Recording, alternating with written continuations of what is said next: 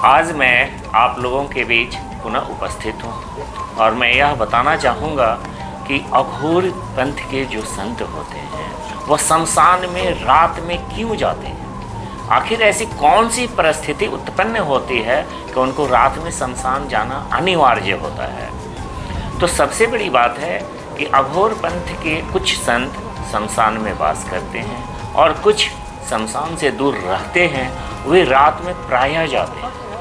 ऐसा इसलिए होता है कि अघोरियों के इष्ट जो होते हैं वो भगवान शिव होते हैं और उनका वास जो है वह शमशान में ही होता है।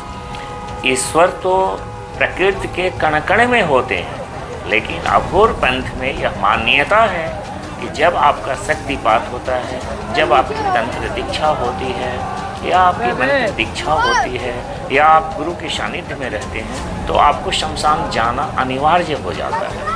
और शमशान प्रायः निशा रात्रि में जाया जाता है।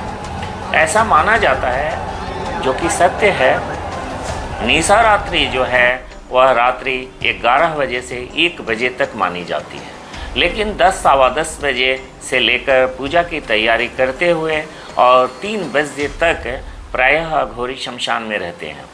वह बनारस का हरिश्चंद्र घाट हो या मणिकर्णिका हो या तारापीठ हो या जो साधु जहाँ जिस शमशान को जागृत करते हैं, जिस शमशान को किलित करते हैं, वहाँ वह इसी समय जाकर अपनी साधना को आगे बढ़ाते हैं।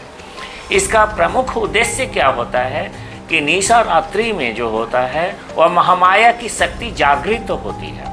वह सामान्य समय से वह अधिकतम गति में ऊर्जाओं का प्रवाह होता है और बिल्कुल शांत वातावरण होता है।